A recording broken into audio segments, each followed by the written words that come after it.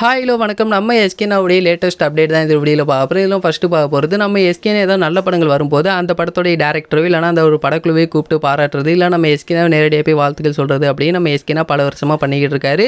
But இப்போ ரீசெண்டாக tourist family இந்த ஒரு படத்தை பாராட்டினதுக்கப்புறமா நிறைய ட்ரோல் அப்படின்னு நீங்கள் பார்த்துருப்பீங்க.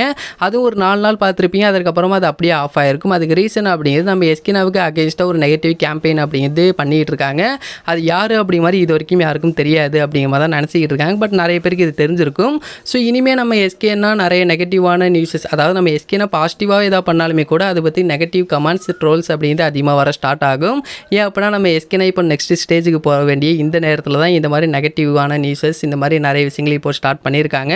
ஸோ கண்டிப்பாக இது எல்லாத்தையுமே நம்ம எஸ்கேனா தாண்டி வருவார் அப்படிங்கிற எந்த ஒரு சந்தேகமும் இல்லை. அதே மாதிரி இன்னொரு பக்கம் பராசக்தி படம் ட்ராப் ஆயிடுச்சு, இந்த ஒரு படம் இதுக்கு மேலே வராது அப்படிமெல்லாம் நிறைய நியூஸஸ் அப்படின்னு நீங்கள் கேள்விப்பட்டிருப்பீங்க.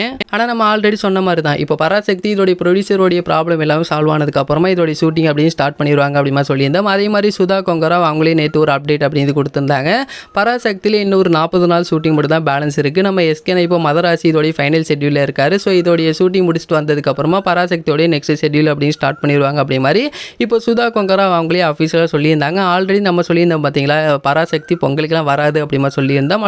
எலெக்ஷனுக்கு முன்னாடி வந்துடும், ஆனால் பொங்கலுக்கு வராது அப்படிமா சொல்லியிருந்தோம். ஸோ அதை தான் இப்போது சுதா கொங்கரா அவங்களும் சொல்லியிருந்தாங்க.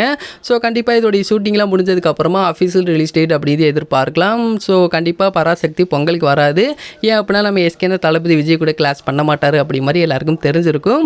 அதே மாதிரி மதராசி இதோடைய ஷூட்டிங்லாம் கம்ப்ளீட் ஆனதுக்கப்புறமா நெக்ஸ்ட் இதோடைய ஃபஸ்ட்டு சிங்கிளை தான் ரிலீஸ் பண்ண போகிறாங்க. ஏப்ரலே இதோடைய ஷூட்டிங் ஸ்டார்ட் பண்ணியிருக்கணும். பட் இப்போ மே மந்தில் ஸ்டார்ட் பண்ணதுனால தான் நெக்ஸ்ட் மந்த் இதோடைய ஃபஸ்ட்டு சிங்கிள் அப்படின்னு வரப்போகுது.